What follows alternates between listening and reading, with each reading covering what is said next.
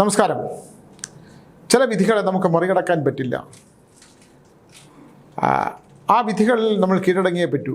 ഏത് വിധിയാണെങ്കിലും അങ്ങനെ എന്തിനും ഒരു വിധിയുണ്ട്. ഒരാൾ കോടീശ്വരനാവണമെങ്കിൽ ഒരു വിധിയുണ്ട്. ആ കോടീശ്വരൻ ഭിക്ഷാം ദേഹിയായി മാറണമെങ്കിൽ അതിനൊരു വിധിയുണ്ട്. തെരുവിൽ അലഞ്ഞു നടക്കാനാണെങ്കിൽ അങ്ങനെ ഒരു യോഗമുണ്ട്. പ്രശസ്തിയുടെ കൊടുമുടിയിൽ നിന്നിട്ട് ഒന്നുമല്ലാതായി തകർന്ന ദാരുണമായ അന്ത്യത്തിൽ മരണമില്ലാതെ കിടക്കുന്നതിനും ഒരു വിധിയുണ്ട്.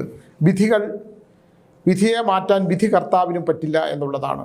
മനുഷ്യരായിട്ട് ജനിച്ചവർക്കെല്ലാം തന്നെ ഒരു ദൈവവിധിയുണ്ട്, ഒരു പ്രപഞ്ചശക്തിയുടെ ഒരു വിധിയുണ്ട്.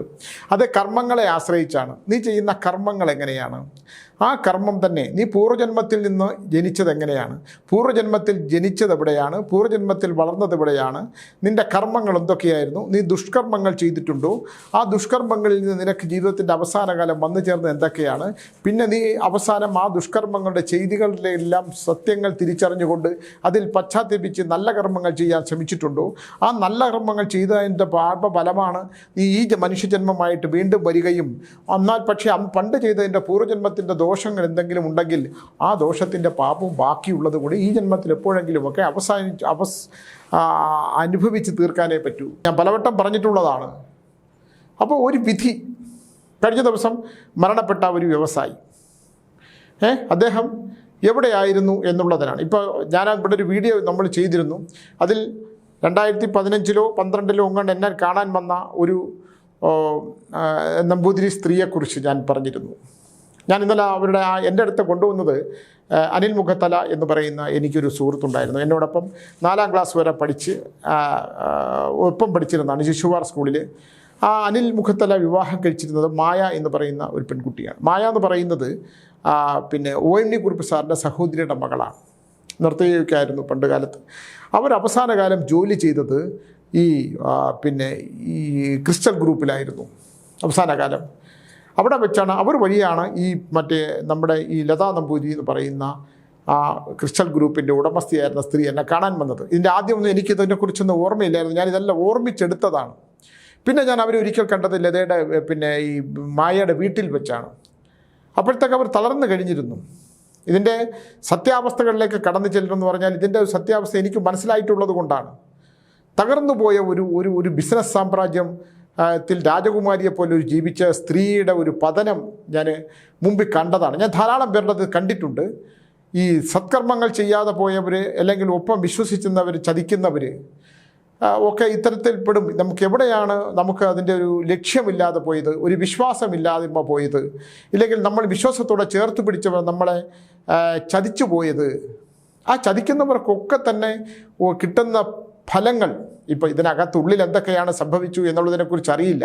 പക്ഷെ അറിയുന്നതിനേക്കാൾ കൂടുതൽ ഞാൻ ഇതിനെക്കുറിച്ച് വ്യക്തമായിട്ട് ആദ്യം ഒരു വീഡിയോ ചെയ്യാൻ തന്നെ ഉണ്ടായ കാരണം ഈ ലതാ നമ്പൂതിരി എന്ന് പറയുന്ന ആ സ്ത്രീയുടെ അന്നത്തെ ദയനീയമായ ഒരു അവസ്ഥയാണ്. അവർ അദ്ദേഹത്തിൻ്റെ ഭർത്താവിനെ കുറിച്ചൊക്കെ പറഞ്ഞു. കാരണം ഈ മായ തന്നെ സാമ്പത്തികമായിട്ട് ഒക്കെ ഒരുപാട് സഹായിക്കാൻ പറ്റാവുന്ന വിധത്തിലൊക്കെ അവരെ സഹായിച്ചിട്ടുണ്ട്. അവർ നല്ല മനസ്സുള്ള പെൺകുട്ടിയാണ്. അവർ സഹായിക്കാൻ മനസ്സുള്ള, എല്ലാവരെയും സഹായിക്കാൻ മനസ്സുള്ള ഒരാളാണ് ഈ അനിൽ മുഖത്തലയും ഭാര്യയും ഒക്കെ തന്നെ. അങ്ങനെ ഇവരുടെ വീട്ടിലൊരു ദിവസം കുറേ കാലത്തിന് ശേഷം അവരുടെ വീട്ടിൽ വന്നു. ഞാൻ അവരെ കാണാനായിട്ട് പോയി കണ്ടു. എന്തെങ്കിലും മാർഗത്തിലൂടെ ഇവരെ ഒന്ന് രക്ഷപ്പെടുത്തിയെടുക്കാൻ കഴിയുമോ എന്നുള്ളത്. പക്ഷേ അവർക്ക് കാരാഗ്രഹവാസം, ജയിൽ ശിക്ഷ അനുഭവിച്ചേ പറ്റൂ എന്നുള്ളൊരു യോഗം, അല്ലെങ്കിൽ ജയിൽ ശിക്ഷ കഴിഞ്ഞിട്ടുള്ള ഏകാന്തമായ വാസം, മനോദുഃഖം അനുഭവിക്കാനുള്ള ഒരു വാസം, കോടതി നിയമ വ്യവഹാരങ്ങളിൽ പെട്ട് ഉഴലുന്ന കാലം. നമുക്ക് കോടതിയിലൊന്നും കയറിയാൽ അത്ര പെട്ടെന്ന് ഇറങ്ങി വരാനൊന്നും പറ്റില്ല. കോടതിക്ക് അതിൻ്റേതായിട്ടുള്ളൊരു നിയമമുണ്ട്. ഇപ്പം തന്നെ എൻ്റെ ഒരു യൂട്യൂബ് ചാനൽ, എൻ്റെ ആശ്രമത്തെ തകർത്തതിനെ കുറിച്ച് ഞാൻ എപ്പോഴും പറയും. ഞാൻ അവർക്കെതിരെ കൊടുത്തിരിക്കുന്ന ഒരു പരാതി ഇപ്പം 2021 26 അത് കേസ് ഇപ്പം മൂവ് ചെയ്ത് തുടങ്ങുന്നതേ ഉള്ളൂ. അവരൊക്കെ ചെയ്തു പോയതിൻ്റെ സത്യാവസ്ഥ, അവരൊക്കെ ചെയ്തു പോയല്ലോ, ഇതിങ്ങനെയാണ്. ഇപ്പം എല്ലാം രക്ഷപ്പെടാൻ ശ്രമിക്കുകയാണ് അതിനകത്തുനിന്നൊക്കെ, അല്ലേ? ഒരാളെക്കുറിച്ച് അപഖ്യാതി പറയുക, ഒരു പ്രസ്ഥാനങ്ങൾ നശിപ്പിക്കാൻ ശ്രമിക്കുക. അപ്പോൾ ഈ ചെകുത്താൻ ആദവും അവയും ഞാൻ പറയുന്ന ചില എപ്പിസോഡുകൾ ഞാൻ പറഞ്ഞിട്ടുണ്ട്. ഏതൻ തോട്ടത്തിൽ സുഖകരമായി സന്തോഷകരമായി ജീവിച്ചുകൊണ്ടിരിക്കുമ്പോൾ ആ ചെകുത്താൻ പ്രവേശിക്കുന്നതാണ്. ചെകുത്താൻ എന്ന് പറയുന്ന സങ്കല്പം നാഗമല്ല. നാഗം അത് കൊണ്ടുകൊടുത്ത ഒരു വാഹനം മാത്രമാണ്. എല്ലാവരും നാഗത്തിനെ അത്തരത്തിൽ ഞാൻ എൻ്റെ അടുത്ത് പലരും ചോദിച്ചിട്ടുണ്ട്, സ്വാമി നാഗത്തെക്കുറിച്ച് പറഞ്ഞിട്ടിപ്പോൾ ഒരു മതവിഭാഗത്തിൽപ്പെട്ടവർക്ക് മാത്രമല്ല നാഗം ഭൂമിയുടെ രാജാക്കന്മാരാണ്. ഭൂമിയിലെ രാജാക്കന്മാരാണ് നാഗം. പരശുരാമൻ നാഗങ്ങൾക്ക് പതിച്ചു കൊടുത്തതാണ് ഭൂമി. കമ്പനിൽ നിന്ന് നാഗമാണ് നാഗസാന്നിധ്യമുള്ളത്. ഇതിനൊക്കെ നാഗചരിത്രത്തിന് നാഗപുരാണത്തിന് ഇതിനെക്കുറിച്ച് വളരെ വിശദമായി പറഞ്ഞിട്ടുണ്ട്. ഓരോ ഭൂമി ആരുടേതാണ്, ഈ ഭൂമി ആരൊക്കെയാണ് അനുഭവിക്കാനുള്ളത്, ആ ഭൂമിയിൽ എന്തൊക്കെ മരങ്ങളാണ് വളരേണ്ടത്, അവിടെ എവിടെയാണ് നീരുറവ് ഉണ്ടാകേണ്ടത്, അവിടെ കുളമുണ്ടാകേണ്ടത്, നദി ഉണ്ടാകുന്നത്, പാറക്കെട്ടുണ്ടാകേണ്ടത്, ഇതിനെക്കുറിച്ചെല്ലാം പ്രപഞ്ചശക്തിയുടെ ഒരു നിയമമുണ്ട്. ഇപ്പോൾ ഖനനം ചെയ്യുന്നതിനെക്കുറിച്ച്, പാറ പൊട്ടിച്ചെടുക്കുന്നവർക്ക് വരുന്ന ദുരന്തത്തെക്കുറിച്ച് ഞാനിങ്ങനെ ആലോചിക്കാറുണ്ട്. ഒരിക്കലും പാടില്ലാതെ ഖനനം ചെയ്തെടുക്കുന്നത് ഭൂമിയുടെ ധാതുക്കൾ, ഭൂമിയുടെ സൗന്ദര്യം, ആ സൗന്ദര്യം നിൽക്കുന്ന അതിനെ പൊട്ടിച്ച് വെടിമരുന്ന് നിറച്ച് എത്രയോ കിലോമീറ്റർ അപ്പുറം വരെ ഭൂമി പിളർന്നു പോകും എന്നുള്ളതാണ്. നമ്മൾ ഈ കല്ല് കച്ചവടം ചെയ്ത ഈ കല്ല് കച്ചവടം എന്ന് ഞാൻ ഉദ്ദേശിക്കുന്ന പാറ പൊട്ടിച്ച് കളയുന്നത് ഭയങ്കര പ്രപഞ്ചത്തിലുണ്ടാകുന്ന ഈ ഭൂമിക്കുണ്ടാകുന്ന ഏറ്റവും വലിയ ആഘാതമാണത് എന്ന് വിചാരിച്ച് ലോറിയും കല്ല് പാറ ബിസിനസ്സൊക്കെ ചെയ്യുന്നവർ നാളെ എന്നെ തെറി വിളിക്കാൻ നിൽക്കേണ്ട. അതൊക്കെ ഒരു ലിമിറ്റ് വരെ അങ്ങനെ പൊട്ടിച്ച് മാറ്റേണ്ട ചില കല്ലുകളുണ്ട്. ആ കല്ലുകളിലേക്ക് ചുരുങ്ങുക. ശരിക്കും ദൈവികമായ സാന്നിധ്യമുള്ള ദൈവത്തിൻ്റെ മുഖങ്ങളുള്ള ഓരോ പറയ്ക്കും ദൈവമുഖങ്ങളുണ്ട്. അങ്ങനെ ദൈവമുഖമുള്ള ഈ പാറയൊക്കെ ശ്രദ്ധിച്ചിട്ട് വേണം പൊട്ടിക്കാൻ. പൊട്ടിച്ചില്ലെങ്കിൽ അതൊക്കെ ജീവിതത്തിൻ്റെ 3-ാം തലമുറയ്ക്ക് വലിയ ദോഷമുണ്ടാകും. എൻ്റെ മുമ്പിലുള്ള അനുഭവമാണ്. നട്ടെല്ലിന് ക്ഷതമുണ്ടാകുക. ഒരുപാട് മുതലാളിമാർക്ക് വന്നിട്ടുണ്ട്. നട്ടെല്ലിന് ക്ഷതം വരിക, ശരീരത്തിന് ചലനമില്ലാതെ വരിക, അടുത്ത തലമുറയ്ക്ക് നട്ടെല്ലിന് ക്ഷതമുണ്ടാകുക, രോഗാവസ്ഥയായിട്ട് അനുഭവിക്കാൻ പറ്റാതെ വരിക, ഇതൊക്കെ ഇതിനകത്തുള്ളതാണ്.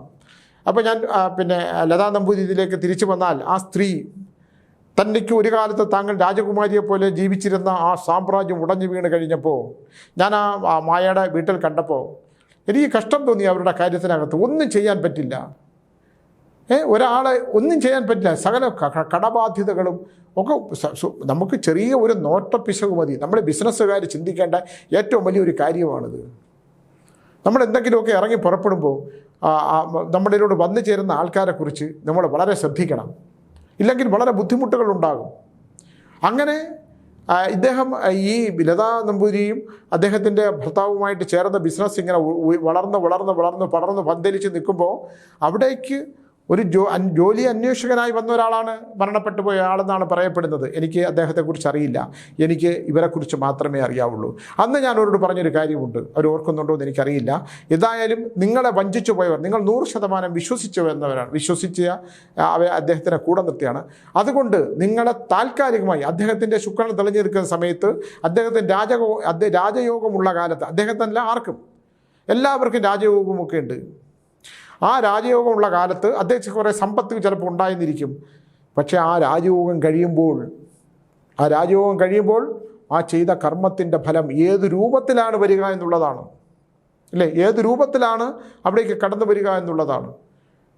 അതുകൊണ്ട് അപ്പോൾ അവരെന്നോട് ചോദിച്ചൊരു ചോദ്യം ഞാനിന്ന് ഓർക്കും. അല്ല അദ്ദേഹം നശിച്ചതുകൊണ്ട് നമുക്കെന്താണ്? നമുക്ക് നിലനിൽക്കാൻ പറ്റുന്നില്ലല്ലോ, എനിക്ക് പകയില്ലല്ലോ. അവർ കേസ് കോടതിയൊക്കെ കൊടുത്തിട്ടുണ്ട്. പക്ഷേ നമ്മുടെ ഇവിടുത്തെ നിയമവ്യവസ്ഥയിൽ രേഖകളില്ല. വിശ്വാസവഞ്ചന കാണിച്ചു എന്ന് പറഞ്ഞ് കൊടുത്തിട്ട് എന്ത് കാര്യമാണ്? എൻ്റെ അടുത്ത് ഒരാൾ പറഞ്ഞല്ലോ, ബാങ്കിൽ കുറേ പണമിട്ട് ചിട്ടിക്കമ്പനി നടത്തി പൊളിഞ്ഞു. ഈസിയായിട്ട് ആ 9 മാസം 3 വർഷം ജയിലിൽ കിടന്നിട്ട് ഇറങ്ങിപ്പോയി, കോടിക്കണക്കിന് ഉണ്ടാക്കിയത് കൊണ്ട് ജീവിച്ചു. പക്ഷേ ദൈവത്തിൻ്റെ ശിക്ഷ, കോടതി വിധിക്കപ്പുറം ദൈവത്തിൻ്റെ വിധിയുണ്ട്. അത് വളരെ സത്യമാണ്, വളരെ സത്യമായിട്ടുള്ള കാര്യമാണ്. ഇന്നലെ ഞാനും ടീച്ചറോടൊരു സ്ഥലത്ത് പോയപ്പോൾ ഈ കോൺഫിഡൻറ്റ് ഗ്രൂപ്പിനെ കുറിച്ചിട്ടുള്ള ഒരു ഡിസ്കഷൻ ഇങ്ങനെ വന്നപ്പോൾ, സ്വാമി എങ്ങനെയാണ് ഇത്തരം വാർത്തകൾ, ഈ വാർത്ത പറഞ്ഞു എന്ന് പറഞ്ഞപ്പോൾ ഞാൻ പറഞ്ഞു, എന്നെ 2015 എൻ്റെ ഓർമ്മ, അതോ 2012 എന്ന് എനിക്കറിയില്ല.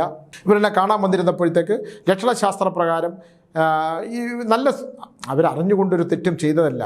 ഒരാളെ വിശ്വസിച്ച് എല്ലാ കാര്യങ്ങളും ഏൽപ്പിക്കുന്നു. അവിടെ വസ്തു കൊണ്ട് പോയി വസ്തു മേടിക്കുന്നു, പ്രോജക്റ്റുകൾ കൊടുക്കുന്നു, പ്രോജക്റ്റ് മാനേജറാകുന്നു, എല്ലാം ചെയ്യുന്നു. ഞാൻ അദ്ദേഹത്തിൻ്റെ കാര്യം മാത്രമായിട്ടല്ല പറയുന്നത്. ഞാനാണെങ്കിലും ചെയ്യുമ്പോൾ ഒരാളെ നമ്മൾ അങ്ങ് വിശ്വസിക്കുകയാണ് 100%. ആ വിശ്വാസത്തിൽ നിന്നുണ്ടാകുന്ന ഒരബദ്ധമുണ്ട്. കാരണം നമ്മുടെ കാലം മോശമാകുകയും ആ വിശ്വസിക്കുന്ന ആളിൻ്റെ കാലം ഉത്തമമാവുകയും ചെയ്യുകയാണെങ്കിൽ വന്നു ചേരുന്ന വലിയ വിപത്തുകളാണ് ഇതിനകത്തുള്ളത്. അവിടെ വളരെ ശ്രദ്ധിക്കണം. 2 പേർക്ക് എന്താണ്, നമ്മൾ ജാതകം നോക്കുമ്പോൾ പാപസാമ്യം നോക്കുന്നത്, ഒരേ പാപം ഒരേ സമയത്ത് വന്നു കഴിഞ്ഞാൽ അനുഭവിക്കാൻ പോകുന്നതിനെക്കുറിച്ച്. ഒരാൾക്കെങ്കിലും ബലം കൂടുതലായിട്ട് നിൽക്കുന്ന കുഴപ്പമില്ല. 2 പേർക്ക് ഒരേ സമയം ദോഷങ്ങളായിട്ട് വന്നാൽ പൊരുത്തങ്ങൾ നോക്കുന്നതൊക്കെ ജാതകത്തിൽ വിവാഹത്തിൽ പൊരുത്തങ്ങളൊക്കെ നോക്കുമ്പോൾ സ്ത്രീ ദീർഘ പൊരുത്തം നോക്കും, മഹേന്ദ്ര പൊരുത്തം നോക്കും. അങ്ങനെ പൊരുത്തങ്ങൾ എന്തിനാണ് നോക്കണേ? ചില പൊരുത്തങ്ങൾ ഈ ജ്യോതിഷ ശാസ്ത്രം ഒന്നും അല്ല എന്ന് പറഞ്ഞാലും പൊരുത്തങ്ങൾ നോക്കുമ്പോൾ ഉണ്ടാകുന്നതനുസരിച്ച് ഒരാൾക്ക് സമയദോഷം ത്രാസ് പോലെയാണ്, ബാലൻസിങ് അല്ലെങ്കിൽ അത് ബാലൻസ് ഉണ്ടാകുമ്പോൾ മറ്റൊരാൾക്ക് ബാലൻസ് ചെയ്യാൻ പറ്റും. ഇവിടെ എന്ത് കാരണങ്ങൾ കൊണ്ടോ ആ പ്രസ്ഥാനം, ആ ക്രിസ്റ്റൽ ഗ്രൂപ്പ് എന്ന് പറയുന്ന ലതാ നമ്പൂതിരിയും അദ്ദേഹത്തിൻ്റെയും കുടുംബം നല്ല തകർന്നു പോയില്ലേ? ഒരു സ്ത്രീയൊക്കെ ചെയ്യാത്ത തെറ്റിന് ജയിലിൽ കിടക്കുക, ഒരാളെ വിശ്വസിച്ചതിൻ്റെ പേരിൽ ജയിലിൽ കിടക്കുക എന്ന് പറഞ്ഞാൽ ചെറിയ കാര്യമാണോ? എനിക്ക് വളരെ ദുഃഖം തോന്നി. ഞാൻ ഇന്നലെയാണ് അവരുടെ പേരുകളൊക്കെ എടുത്ത് നമ്മൾ ഈ വീഡിയോയൊക്കെ കോട്ട് ചെയ്തിട്ട് ആൾക്കാരത് സംസാരിച്ചിരുന്നു. സത്യം തന്നെയാണ്, എനിക്ക് നേരിട്ട് ബോധ്യമുള്ള കാര്യമാണ്. അങ്ങനെ പറഞ്ഞപ്പോൾ സംസാരിച്ചതിൻ്റെ കൂട്ടത്തിൽ ഒരാൾ പറഞ്ഞു, ഞാൻ ആ പേരൊന്നുകൂടെ പറയുന്നില്ല കാരണം അദ്ദേഹം ഇന്ന് ഭൂമിയിലില്ല, ഇതുപോലൊരു ഗ്രൂപ്പ് ഈ ഏക്കർ കണക്കിന് സ്ഥലമൊക്കെ വഴി ഭൂമി കിടപ്പുണ്ട്, ആരും രേഖകളില്ലാത്ത, ആ രേഖകളില്ലാത്ത ഇങ്ങനെ വൈരാഗ്യമായിട്ട് കിടന്ന സ്ഥലം ഭരണകൂടത്തിനെ സ്വാധീനിച്ച് അല്ലെങ്കിൽ ചില വ്യക്തികളെ സ്വാധീനിച്ച് രേഖകളൊക്കെ ഉണ്ടാക്കിക്കൊണ്ടുവന്ന് ആ സ്ഥലം അതിമനോഹരമായൊരു നഗരമാക്കി മാറ്റി. യഥാർത്ഥത്തിൽ അത് ആരുടെ ഭൂമിയാണ്? നമുക്ക് ഉപയോഗിക്കാൻ പാടില്ലാത്ത ഭൂമി നമ്മൾ ഉത്തമമാക്കി എടുത്തു കഴിഞ്ഞാൽ നമുക്ക് രേഖകളൊക്കെ ഉണ്ടാക്കാൻ പറ്റും അല്ലേ? രേഖകളൊക്കെ ഉണ്ടാക്കാം. രേഖകളൊക്കെ ഇല്ലാത്ത രേഖകൾ ഉണ്ടാക്കിയെടുക്കുമ്പോൾ ഈ ഭൂമി ദേവിക്ക് അവകാശമുള്ള ഭൂമിയാണ്. അവിടെ കുഴിക്കാൻ പാടില്ല. അവിടെ ഭൂമിക്ക് അടിത്തട്ടിലേക്ക് ഈ വലിയ മിഷൻ ഇറങ്ങി കൊടുക്കുമ്പോൾ ഭൂമി ദേവിയുടെ ഹൃദയത്തിലാണ്, അല്ലെങ്കിൽ സഹസ്രാര പത്മത്തിലേക്കാണ്. ഭൂമി ദേവി എന്നൊരു ശക്തിയുണ്ട്. ആ ശക്തിയെ കുഴിച്ചു കൊണ്ടിട്ട് ഇടിച്ചു ചതച്ച് വലിയ തൂണുകളൊക്കെ ഉണ്ടാക്കി വലിയ മണിഗോപുരങ്ങൾ പണിത് കഴിയുമ്പോൾ അവിടെ ജലാശയമുണ്ടാകേണ്ട സ്ഥലമാണ്, അവിടെ ജലം മാത്രം വന്ന് നിറയേണ്ട സ്ഥലമാണ്, അവിടെ അതിമനോഹരമായ ഒരു പ്രകൃതി ഭൂമി ഉണ്ടാകേണ്ട സ്ഥലമാണ്, കാണുമ്പോൾ കണ്ണിന് സൗന്ദര്യം ഉണ്ടാകേണ്ട സ്ഥലമാണോ? അവിടെയാണ് ഈ ഭൂമിയെ ഇങ്ങനെ വട്ടത്തിൽ കുഴിച്ച് ഇടിച്ച് പറച്ച് ചതച്ച് ഇതിന് കൽത്തൂണുകൾ ഉണ്ടാക്കി വലിയ ബീമുകൾ ഉണ്ടാക്കി 10, 15, 20 നിലകൾ ഇങ്ങനെ ഉയർത്തി നിർത്തുമ്പോൾ ആ ഒരു ഘട്ടം കഴിയുമ്പോൾ ആ ഭൂമിയുടെ ദുരിതമുണ്ട്, അവിടെ താമസിക്കുന്നവർക്ക് പോലും ഉണ്ട്. നമ്മൾ ചില ചതുപ്പ് പ്രദേശങ്ങളാണ്, പണ്ട് ഇവിടെ ചതുപ്പായിട്ട് കിടന്നതാണ്, ഇപ്പോൾ അത് ഇങ്ങനെയൊക്കെ ആയി തീർന്നെന്ന് പറയുമ്പോൾ 100% വാസയോഗ്യമില്ലാത്ത സ്ഥലത്ത് വാസയോഗം മനുഷ്യവാസം പാടില്ല. അവിടെ നാൽക്കാലികൾ മേഞ്ഞു നിറയ്ക്കേണ്ട സ്ഥലമാണ്. അവിടെ നായ്ക്കൾ എന്നാൽ ഭൈരവന്മാർ, മഹാദേവൻ്റെ വാഹനം, അവരെല്ലാം ചേർന്ന് നടക്കുന്ന, അവരെല്ലാം കുരച്ചും ചാടിയും നടക്കേണ്ട സ്ഥലം അല്ലേ? നമ്മളൊരു നായ കണ്ടാൽ കല്ലെടുത്തെറിയും, പക്ഷേ ഇത് അവരുടെ വാസഭൂമിയാണ്. പശുക്കൾ ചാണകവും ഗോമൂത്രവും ഒഴിച്ച് അവർ ആ വെയിലത്ത് കിടന്ന് അയവിറക്കി കിടക്കേണ്ട സ്ഥലമൊക്കെ അതിനെയൊക്കെ അടിച്ചിറക്കി ദൂരെ കളഞ്ഞിട്ട് ഇതിനെ ഇടിച്ച് താഴ്ത്തി മണിഗോപുരങ്ങൾ പണിയുമ്പോൾ ആ കിട്ടുന്ന പണം ഉപയോഗിക്കാൻ ആ വംശത്തിനാകില്ല. കാരണം അങ്ങനെയുള്ള ഭൂമിയാണ്. ഇവിടെ എങ്ങനെയാണ് ഭൂമി വാസയോഗ്യം തിരഞ്ഞെടുക്കുന്നത്? നമുക്കറിയാം, സൂപ്പർ മാർക്കറ്റുകളുമൊക്കെ ഒരുപാട് നമ്മൾ പണ്ട് വയലാണ്ട് കിടന്ന ഒരു വരമ്പുണ്ടായിരുന്ന സ്ഥലങ്ങളൊക്കെ വലിയ വീടുകൾ വെച്ച്, ഞാൻ ടീച്ചറിൻ്റെ പട്ടത്തെ വീട്ടിൻ്റെ ആ പുറകുവശമൊക്കെ പണ്ട് വലിയ വയലേലകളായിരുന്നു, കൃഷി ചെയ്യുന്ന സ്ഥലങ്ങളായിരുന്നു. ആ കൃഷിഭൂമിയൊക്കെ പോയി അവിടെയൊക്കെ മണ്ണ് കൊണ്ടിട്ട് നികത്തി ആ ചാലക്കുടി ഭാഗത്തുള്ള വീടുകൾ ഇന്ന് കഴിഞ്ഞ ദിവസം രാത്രി അത് കഴിയുമ്പോൾ ശ്മശാനങ്ങളെ പോലെയാണ്. ഒരു മനുഷ്യർ പോലും വീടുകളിലില്ല, എല്ലാവരും വിദേശത്തുമൊക്കെയാണ്. മരിച്ചൊക്കെ പോയിട്ട് ആ വീടുകളൊക്കെ ശൂന്യമായി, ലൈറ്റ് പോലും ഇടാൻ ആളില്ലാതെ ശൂന്യമായി കിടക്കുന്നു. 2 തലമുറ കഴിയുമ്പോൾ, 2 തലമുറ മുമ്പ് അത് വയലേലകളായിരുന്നു, വലിയ വരമ്പുകളായിരുന്നു. ആ വരമ്പിൽ മാനത്തുകണ്ണികൾ, മീനുകൾ, ആ ഒഴുകിപ്പോകുന്ന വെള്ളത്തിലൂടെ മാനത്തുകണ്ണി മീനുകൾ, പരൽ മീനുകൾ ഒഴുകി നടന്ന സ്ഥലമായിരുന്നു. അതെല്ലാം നശിച്ച് അവിടെ ഇരുമ്പ് കോൺക്രീറ്റ് വീടുകളായി കഴിഞ്ഞപ്പോൾ ആ വീട് അനുഭവിക്കാൻ ആ ഭൂമിദേവിയുടെ ദുരിതമാണ്. ഭൂമിയുടെ ദേവിയുടെ ദുരിതം എന്ന് പറയുന്നത് ചെറുതല്ല, വളരെ വലുതാണ്. ഗൃഹത്തിന് പറ്റിയ കാലം, ഗൃഹത്തിന് പറ്റിയ ഭൂമി, മണ്ണ് തിരഞ്ഞെടുക്കുമ്പോൾ നമ്മൾ സാധാരണ കിഴക്കോട്ടുള്ള ഭൂമി, പടിഞ്ഞാറ്, തെക്ക് ഇതൊന്നുമല്ല. ഉത്തമമായ ഭൂമി തിരഞ്ഞെടുത്തില്ലെങ്കിൽ ഒരു മനുഷ്യൻ്റെ ജന്മം മുഴുവൻ നശിച്ചു പോകുന്ന തരത്തിൽ അവനുണ്ടാക്കുന്ന ധനം. ഇപ്പോൾ ഞാൻ പറഞ്ഞില്ലേ, ഒരാൾ ഇപ്പോൾ അദ്ദേഹത്തെ സറോയെ സംബന്ധിച്ചിടത്തോളം അദ്ദേഹം ഒരു ലോക്കർ തുറക്കാൻ സമ്മതിച്ചില്ല. അതെന്താണെന്ന് നമുക്കാർക്കും അറിഞ്ഞുകൂടാ. ഈ ലോക്കർ തുറക്കണം എന്ന് പറഞ്ഞപ്പോൾ അതിനകത്ത് സത്യസന്ധതയില്ലാത്ത എന്തെങ്കിലും ഉണ്ടാകും, അല്ലെങ്കിൽ മറുപടി പറയാൻ പറ്റാത്ത എന്തെങ്കിലും ഉണ്ടാകും. എന്തുകൊണ്ടതിന് പറയണം? പിന്നെ രണ്ടാമത്തൊരു കാര്യം, എന്തിനാണ് ഒരാൾ 10-30 പേജുള്ള ആത്മകഥ എൻ്റെ കാലശേഷം എനിക്കെന്തെങ്കിലും സംഭവിച്ചാൽ എന്തൊക്കെയാണ് ചെയ്യേണ്ടതെന്ന് എഴുതി സൂക്ഷിക്കുക? മരണത്തെക്കുറിച്ച് ഭാര്യയോട് സംസാരിക്കുക. ഉത്തമയായ ഭാര്യ എന്താണ് പറഞ്ഞത്? അവർക്ക് എൻ്റെ മനസ്സിൻ്റെ ഒരു നിഗമനം, അവർക്ക് ഏത് നിമിഷവും അവരിത് പ്രതീക്ഷിച്ചിട്ടുണ്ടാവും. അവരായിരിക്കും ഇദ്ദേഹത്തെക്കാൾ കൂടുതൽ മാനസിക സംഘർഷം. ഇദ്ദേഹം ഒരു നേരം വിളിച്ചില്ലെങ്കിൽ പോലും അദ്ദേഹത്തിന് എന്തെങ്കിലും സംഭവിച്ചോ എന്ന് മനസ്സിൻ്റെ ആദ്യം ഉണ്ടാക്കിയ ഭാര്യയ്ക്കായിരിക്കും. ഞാൻ എൻ്റെ കുട്ടികളെയും കൊണ്ട് എൻ്റെ അമ്മയുടെ അടുത്തേക്ക് പോകുമെന്ന് പറയുമ്പം അതൊരു ഉത്തമയായ സ്ത്രീയാണ്. അവർക്ക് പണവും സമ്പത്തും ഒന്നുമല്ല ആവശ്യം. 10 കോടി രൂപ വിലയുള്ള 12 കാറ്, ആഡംബരമായ ജീവിതം, ഇതെല്ലാം ഇട്ടിട്ടൊരു മുഖംമൂടി പുള്ളി അങ്ങിട്ടു. എന്താണ്? ഒന്നും പ്രശ്നമല്ലാത്ത, എവിടെ നിന്നാണ് പണം വരുന്നത്, എവിടേക്കാണ് പോകുന്നത്, എങ്ങനെയാണ് ചിലവഴിക്കേണ്ടതെന്നൊന്നും അറിയാൻ പറ്റുകൊണ്ട് നമുക്കൊരു അദ്ദേഹത്തിൻ്റെ നല്ല മനസ്സ് ഒരുപാടുണ്ട്. നമ്മളിതൊക്കെ പറഞ്ഞെങ്കിലും ആ നല്ല മനസ്സുള്ള ഒരു വ്യക്തി ഭൂമിയിൽ നിന്ന് പോയില്ലേ? അദ്ദേഹം എത്ര കാലം ഈ ഭൂമിയിൽ ജീവിക്കേണ്ടതാണ്? അവർക്കൊരു നല്ല ഉത്തമയായ സ്ത്രീക്ക് ഒരു ഭർത്താവില്ലാതെ പോയില്ലേ? നല്ല കുട്ടികൾക്കൊരു അച്ഛനില്ലാതെ പോയില്ലേ? നമ്മൾ യൂട്യൂബ് ചാനലുകളിൽ ഇരുന്ന് എന്ത് വേണമെങ്കിലും ഒക്കെ ചെയ്യാം, ആളില്ല. പക്ഷെ അദ്ദേഹം ഒരു സൈലൻസർ ഘടിപ്പിച്ച ഒരു തോക്കും തൻ്റെ ബാഗിനകത്ത്, പിന്നെ എല്ലാ കാര്യങ്ങളും ബുദ്ധി എത്ര ദിവസം തയ്യാറാക്കിയിട്ടായിരിക്കും പുള്ളി അത് റെഡിയാക്കി വെച്ചത്. ഒരു ഡയറി എഴുതുന്ന സ്വഭാവം ഉണ്ടായിരുന്നു. തൻ്റെ പ്രസ്ഥാനം നിലനിൽക്കേണ്ടത് എങ്ങനെയാണ്, എത്രയോ പേരുടെ പണം അല്ലേ, പണം ഇതിനകത്ത് ഇൻവെസ്റ്റ് ചെയ്ത ഒരുപാട് പേരുണ്ടാവും. ഇതൊക്കെ എങ്ങനെയാണ് തിരിച്ചു കൊടുക്കാൻ പറ്റുന്നത്? ഇദ്ദേഹത്തെ പോലെ കാര്യപ്രാപ്തി എത്ര പുസ്തകത്തിൽ എഴുതി വെച്ചാലും ഇദ്ദേഹത്തെ പോലെ കാര്യപ്രാപ്തിയുള്ള ഒരാളത് വേണ്ടേ നിലനിർത്താനായിട്ട്?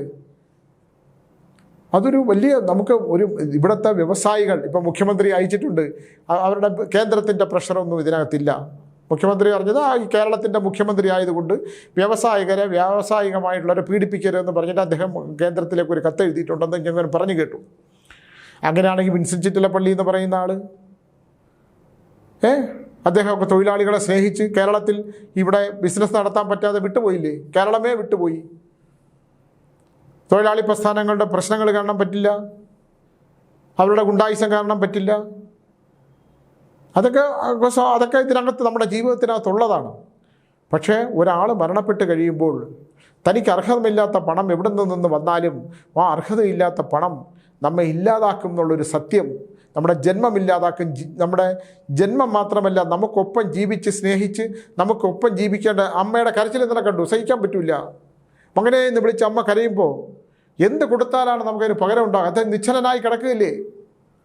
ഒന്ന് ആലോചിച്ച് നോക്കൂ. വെടിയുണ്ട് എഴുതി സ്വന്തം നെഞ്ചിൽ വെടിവെച്ച് മരിച്ചു. ഈ കോടികളും ബിസിനസ്സും ആഡംബരമായിട്ടുള്ള ജീവിതം ഒന്നും കുറ്റപ്പെടുത്താനൊന്നും പറ്റില്ല. ഇതൊരു വല്ലാത്ത വിധിയാണ്. അതുകൊണ്ടാണ് ഈ വിധിയെക്കുറിച്ച് ആദ്യമേ പറഞ്ഞത്. ഇത് നമ്മുടെ ഓരോ മനുഷ്യർക്കും ഓരോ വ്യവസായികൾക്കും ഉള്ള പാഠമാണിത്. പണത്തെ സ്നേഹിക്കരുത്. പണം ഭൗതിക സുഖങ്ങളെയും പണത്തെയും സ്നേഹിച്ചു കഴിഞ്ഞാൽ ഒരാളെ മനോപ്രയാസപ്പെട്ടും നമുക്കൊരാളെ പറ്റിക്കാനൊക്കെ വളരെ എളുപ്പമാണ്. ഈ കല്ല് കച്ചവടം നടത്തുന്ന ഒരാൾ, അദ്ദേഹത്തിൻ്റെ അകത്ത് ഒരാൾ വിളിച്ചു, നെയ്യാറ്റിൻകര ഭാഗത്തുള്ള ഒരാൾ വിളിക്കുന്നു. അദ്ദേഹം കല്ലുമായിട്ട് ചെല്ലുന്നു. 1.5-2 കോടി രൂപ വിലയുള്ള കല്ലാണ്. അദ്ദേഹം കല്ല് തുറന്ന്, അത് ലൈസൻസ് ഉള്ള ആളാണ് അദ്ദേഹം കല്ല് തുറന്ന് മേശപ്പുറത്ത് വെച്ചപ്പോൾ 2 ഗുണ്ടകൾ വന്ന് ഈ കല്ലെടുത്തോണ്ട് ഓടിക്കളഞ്ഞു. ഒന്ന് ആലോചിച്ച് നോക്കൂ. ഒരു വിശ്വാസ വഞ്ചനയുടെ അതുമായിട്ട് പോയ ആൾ അദ്ദേഹത്തിന് നഷ്ടപ്പെട്ടു. 1.5-2-3 കോടി രൂപ വിലയുള്ള ഒരു കല്ല് ബിസിനസ് ചെയ്യുന്ന ലൈസൻസുള്ള വൈഡൂര്യ ബിസിനസ് ചെയ്യുന്ന ഒരാൾ, അദ്ദേഹം ഈ കല്ലുമായിട്ട് നെയ്യാറ്റിൻകര ഭാഗത്തുള്ള കല്ല് വാങ്ങിക്കുന്ന ഒരാളടുത്ത് ചെല്ലുന്നു. സംസാരിച്ച് ഇത് തുറന്ന് മേശപ്പുറത്തോട്ട് വെക്കുമ്പം 2 ആചാന ബാഹുക്കളായ 2 പേര് വന്ന് ഈ കല്ലെടുത്തോട് ഓടിക്കളഞ്ഞു. എന്നിട്ട് അയാളങ്ങ് വിദേശത്ത് പോയി മറ്റൊരാളായിട്ട് ജീവിക്കണു. ഇദ്ദേഹത്തിൻ്റെ നഷ്ടം ചെറുത് വല്ലതുമാണോ? അപ്പോൾ ഇങ്ങനെയുള്ള വിശ്വാസവഞ്ചന കാണിക്കുന്നവർക്കെല്ലാം നിങ്ങൾക്ക് ചിലപ്പോൾ നിയമത്തിൻ്റെ മുമ്പിൽ നിന്നൊക്കെ രക്ഷപ്പെട്ടു പോകാം. പറ്റിക്കാം, വഞ്ചിക്കാം, ചതിക്കാം, ഒരാൾ കഷ്ടപ്പെട്ടുണ്ടാക്കിയ വസ്തു തട്ടിയെടുക്കാം. പക്ഷെ അവിടെ താമസിക്കാൻ പറ്റില്ല. ആ തട്ടിയെടുത്ത ഭൂമിയിൽ കിടക്കുമ്പോൾ ഉണ്ടാകുന്ന മാരകമായ വിപത്ത്, മാരകമായ ദുരന്തം, ദുഃഖം, ഇത് അനുഭവയോഗമില്ലാതെ അവസാനം മരണം ഇല്ലാതെ ഇങ്ങനെ കിടക്കും. കാരണം അവൻ്റെ അല്ലല്ലോ, മറ്റൊരാളുടെ അധ്വാനമല്ലേ. അയാൾ കിടക്കേണ്ട കട്ടിലാണ് ഇപ്പോൾ നമ്മൾ കയറി കിടക്കുന്നത്. എങ്ങനെ? സ്വാധീനം കൊണ്ട് ആ കട്ടിലിൽ നമ്മൾ കയറി കിടക്കുവാണ്. നമുക്കല്ല അവകാശം, മറ്റൊരാൾക്കാണ്. അയാളെ എങ്ങനെയൊക്കെ നമ്മുടെ സ്വാധീനം കൊണ്ടൊക്കെ അടിച്ചു കളഞ്ഞിട്ട് നമ്മളിങ്ങനെ കിടക്കുമ്പോൾ കിടക്കാൻ പറ്റുമോ? കിടന്നാൽ എഴുന്നേക്കാൻ പറ്റൂല, ശ്വാസം പോവില്ല, അങ്ങനെ കിടക്കും. അങ്ങനെ കിടക്കുന്നവരെ കണ്ടിട്ടുള്ളതും ഞാൻ എൻ്റെ അടുത്ത് വരുമ്പോൾ ഞാൻ ഫലങ്ങൾ പറയുമ്പോഴും ഇന്നയാൾ ഇന്ന കട്ടിലിൽ ഇന്ന ഭാഗത്ത് കിടന്നിട്ടുണ്ടോ, അയാൾ ഇന്നയാളുടെ സ്വത്ത് തട്ടിയെടുത്തതല്ലേ ആണ്. ഇതെല്ലാം മുമ്പിലുള്ളതാണ്. അർഹതയില്ലാത്ത 1 രൂപ നാണയം പോലും നമുക്ക് അനുഭവിക്കാൻ പറ്റില്ല. അത് അനുഭവിച്ചാൽ അതിൻ്റെ ദുരന്തം, ശൈശവം, ബാല്യം, കൗമാരം, യൗവനം, വാർദ്ധക്യം, മരണം കഴിഞ്ഞ് മരണാനന്തര ജീവിതത്തിൽ പോലും ആ ആത്മാവിന് മോക്ഷപ്രാപ്തി ഇല്ലാതെ അലഞ്ഞു നടക്കും എന്നുള്ള സത്യം ഞാൻ പലവട്ടം പറഞ്ഞിട്ടുണ്ട്. നമുക്ക് അർഹതയില്ലാത്ത ഒന്നും ആവശ്യമില്ല. ഒരു സ്വപ്നങ്ങൾ പിടിച്ചു പറിക്കപ്പെടുന്നത്. ഒരു ചെറുപ്പക്കാരെന്താണ് മറ്റൊരു പെൺകുട്ടിയെ ഇഷ്ടപ്പെട്ട് കഴിഞ്ഞാൽ അവളെ വഞ്ചിക്കുന്നു, എന്നിട്ട് അടുത്ത പെൺകുട്ടിയെ കാണുന്നു, അവളെയും വഞ്ചിക്കുന്നു. ഇവരെല്ലാം അനുഭവിച്ചു കൊണ്ടിരിക്കുന്നത് മനസമാധാനമില്ലാത്തൊരു ജീവിതം, ഭൗതികമായിട്ടുള്ള ചിന്തകൾ തരുന്ന ദുഃഖങ്ങൾ. നമ്മൾ ദൈവമേ എന്നൊരു വാക്ക് നിങ്ങൾ ഒരിക്കലെങ്കിലും നമുക്കപ്പുറത്ത്, നമ്മുടെ ചിന്താധാരകൾക്കപ്പുറത്ത്, നമ്മുടെ ബുദ്ധിക്കപ്പുറത്ത് ഒരു സത്യമുണ്ട്. അത് ദൈവികമായ പരിവേഷമുള്ള ഒരു സത്യമാണ്. ആ സത്യം എത്ര കാലം കഴിഞ്ഞാലും അത് പുറത്തു വരും. നിങ്ങൾ ചെയ്യുന്ന ഓരോ കുറ്റത്തിൻ്റെ കുറ്റബോധം കൊണ്ട് നിങ്ങളെ വേട്ടയാടും. താൽക്കാലികമായി എന്തെങ്കിലും വിഷയങ്ങളൊക്കെ ഉണ്ടാക്കി നമുക്ക് എന്തെങ്കിലുമൊക്കെ നേടാൻ പറ്റും, അതിനകത്ത് സംശയമൊന്നുമില്ല. നിശ്ചലമായി കിടക്കുന്ന ഇന്നലെ ആ റോയിയുടെ ശവശരീരവും, അതിന് സിനിമയിലൊക്കെ അദ്ദേഹം എത്രയോ കാര്യങ്ങൾ ചെയ്തത് ആരെങ്കിലും ഉണ്ടായിരുന്നു? ഇനി ആരെങ്കിലും ആ കുടുംബത്തെ ഒന്ന് അന്വേഷിക്കൂ? ആരും അന്വേഷിക്കത്തില്ല. ഇപ്പോൾ കൊച്ചിൻ ഹനീഫ ഒരുപാട് പേരെ സഹായിച്ചിട്ടുള്ള മനുഷ്യനാണ്. എൻ്റെ പ്രിയ സുഹൃത്തായിരുന്നു. എൻ്റെ അനന്തപത്രം സിനിമയിലെ മറവി മത്തായി ഇതിന് വേഷം ചെയ്താണ്. ഞാൻ അദ്ദേഹത്തിന് വേണ്ടി എഴുതിയ ആളാണ്. അദ്ദേഹത്തിൻ്റെ ഭാര്യയെ സഹായിക്കുന്ന ദിലീപാണ്. അവർക്ക് എന്തോ ഒരു വാഹനം പ്രൊഡക്ഷനിലൊക്കെ എടുത്തു കൊടുത്ത് അവരെ ഇപ്പോഴും നിലനിർത്തുന്നത്. അങ്ങനെയൊക്കെയുള്ളൊരു മനസ്സ് ദിലീപിനുണ്ട്. അങ്ങനെ ഇനിയിപ്പോൾ ഈ ബിസിനസ്സിൽ ഉണ്ടാകുന്ന കേസ്, കോടതി വ്യവഹാരങ്ങൾ, പ്രശ്നങ്ങൾ, ഇതിൻ്റെയൊക്കെ സത്യാവസ്ഥ പുറത്തു വന്നെങ്കിൽ, ഇപ്പോൾ മാനസിക സമ്മർദ്ദവും സംഘർഷവും ഉണ്ടായതുകൊണ്ടും തനിക്ക് ശരിയെന്ന് തോന്നാത്ത എന്തോ കാര്യങ്ങൾ ചെന്ന് താൻ അബദ്ധങ്ങളിൽ പെടുകയും തനിക്ക് ഏത് നിമിഷവും താൻ ജയിലറകളിലേക്ക് പോകും, അല്ലെങ്കിൽ താൻ ഇതുവരെ പടുത്തുയർത്തിയ സകല അഭിമാനവും നശിച്ചു പോകും, താൻ മറ്റുള്ളവരുടെ മുമ്പിൽ തലയുയർത്തി നിൽക്കാൻ കഴിയില്ല, അപ്പോൾ മരണമാണ് താൻ തിരഞ്ഞെടുത്തിരിക്കുന്നത് എന്ന് പറഞ്ഞ് സൈലൻസറായിട്ടുള്ള ഒരു തോക്കും ബാഗിനകത്ത് വെച്ചുകൊണ്ട് നടന്നിട്ട് ഇൻകം ടാക്സ് അവരെന്ത് ഉദ്യോഗസ്ഥന്മാർ വന്നു ചെക്ക് ചെയ്തു. അവർ പിന്നെ ലോക്കർ തുറക്കാൻ പറഞ്ഞു, അത് തുറക്കാൻ പറ്റൂല എന്ന് പറഞ്ഞു. എനിക്ക് അമ്മയെ വിളിക്കണമെന്ന് പറഞ്ഞു പോയി. അദ്ദേഹം വെടിവെച്ച് മരിച്ചു. അതിന് ഉദ്യോഗസ്ഥരൊന്നും പിഴച്ചിട്ടില്ല. പക്ഷെ വിധി എന്ന് പറയുന്ന ഒരു സത്യം, നമ്മുടെ കർമ്മം എപ്പോഴും ശുദ്ധമല്ലെങ്കിൽ പണമുണ്ടാക്കാം, ഒക്കെ പറ്റും, വഞ്ചിക്കാം, ചതിക്കാം, പറ്റിക്കാം, ഇതെല്ലാം ചെയ്യാം. കർമ്മം ശുദ്ധമല്ലെങ്കിൽ ആ കർമാധിപൻ നമുക്ക് തരുന്ന, എടാ നീ കൂടെ നിൽക്കും, കർമാധിപൻ നീ ചെയ്യുന്ന കർമ്മത്തിൽ നമ്മുടെ കൂടെ തന്നെ നിൽക്കും. എന്നിട്ട് നമുക്ക് തരുന്നൊരു ശിക്ഷയുണ്ട്. അതിന് പരിഹാരങ്ങളില്ല, പൂജപരിഹാരങ്ങളില്ല. അതിൻ്റെ ദുർവിധി, ആ വിധി കണ്ടില്ല. സദാം ഹുസൈൻ അവസാനം അതിസുന്ദരനായ സദാം ഹുസൈനെ നമ്മൾ കണ്ടിട്ട് അവസാനം സദാം ഹുസൈൻ താടി മുടിയൊക്കെ വളർത്തി കല്ലറയ്ക്കുള്ളിൽ ഇങ്ങനെ നിൽക്കുന്നൊരു കാഴ്ചയുണ്ട് ലോകത്തിൻ്റെ മുമ്പിൽ, ഇല്ലേ? അദ്ദേഹം ധീരശാലിയായിരുന്നു. തൂക്കിക്കൊന്നില്ലേ? അത് വിധിയാണ്, വിധി. അപ്പോൾ ഈ വിധി എന്ന് പറയുന്നത് രണ്ടക്ഷരം എല്ലാവർക്കും ഉണ്ട്. നമ്മൾ വിധിക്ക് കീഴടങ്ങുന്നുണ്ടെങ്കിൽ, നമ്മൾ ചെയ്യുന്ന കർമ്മം ശുദ്ധമാണെങ്കിൽ വിധി വഴിമാറിപ്പോകും. ആ ശുദ്ധമായ കർമ്മം ആ കുഴിയിൽ വീഴുന്നതിന് മുമ്പ് നിനക്കൊരു മാർഗം, ഒരു പ്രകാശം, ഇതാണ് നിൻ്റെ വഴി, നീ വഴി മാറിപ്പോകൂ എന്ന് ദൈവം നമ്മളെ കാണിച്ചു തരും. ദൈവം എന്ന് പറഞ്ഞാൽ ശക്തി, അതാണ് പ്രപഞ്ചശക്തി നമുക്ക് കാണിച്ചു തരും. പ്രപഞ്ചശക്തി കാണുന്നുണ്ട്, എല്ലാ സത്യങ്ങളും പ്രപഞ്ചശക്തി അറിയുന്നുണ്ട്. നിൻ്റെ എല്ലാ കർമ്മങ്ങളും രേഖപ്പെടുത്തുന്നുണ്ട്. ആ രേഖകളിലെല്ലാം തന്നെ നിനക്ക് ശുദ്ധമായ ഒരു മനസ്സും ശരീരവും ഉള്ളതാണ്. ശുദ്ധമായ ബോധത്തോടെ ശുദ്ധമായ കർമ്മങ്ങൾ ചെയ്ത് നീ മോക്ഷപ്രാപ്തി നേടുന്നവരെ ഭഗവാനെ ഭജിച്ചുകൊണ്ട് നല്ല കർമ്മങ്ങൾ ചെയ്യുക. ആ നല്ല കർമ്മങ്ങൾ ചെയ്താൽ നിനക്കിതുപോലുള്ള ദുഃഖദുരിതങ്ങൾ, നിൻ്റെ മനുഷ്യൻ നന്നായി അനുഭവിച്ച് ജീവിക്കാൻ, നല്ല കാര്യങ്ങളൂടെ അനുഭവിച്ച് ഭൗതിക സുഖങ്ങളും ഒക്കെ നിനക്ക് അനുഭവിക്കാൻ പറ്റും. അത് നിൻ്റെ ചിന്താധാരകൾക്ക്, നിൻ്റെ ഒരു വൃത്തത്തിനുള്ളിലാണ്. നിനക്ക് ചുറ്റും ഭഗവാൻ വരച്ചൊരു വൃത്തമുണ്ട്. ആ ലക്ഷ്മണരേഖ നീ കടന്നു പോകാതിരിക്കുക. ഇതൊക്കെ നമ്മൾ സ്വയം ചിന്തിച്ചുകൊണ്ട് കർമ്മങ്ങൾ ചെയ്താൽ ഏത് ബിസിനസ്സുകാരനും രേഖ എനിക്ക് റെഡിറ്റ് വന്നിട്ടുള്ളതാണ്, അതാ ഇവിടെ കൊണ്ട് കണ്ടോളൂ, ഇതാണ് രേഖ, ഇതാണ് വരുമാനം, ഇതാണ് ബാക്കി ചിലവ്, ഇതാ ബാക്കി ഇത്രയുണ്ട് എന്ന് നമുക്ക് ചെയ്യാൻ കഴിഞ്ഞാൽ നമുക്ക് സമാധാനമായി ഉറങ്ങാൻ. അനുഭവങ്ങളാണ് സമ്പത്ത്. ആ സമ്പത്ത് പകർന്നു തരുന്നതാണ് സമ്പന്നൻ. ശാന്തമായി ഉറങ്ങുന്നവരും സമ്പന്നൻ എന്ന് പറഞ്ഞുകൊണ്ട് നിർത്തുന്നു. നമസ്കാരം.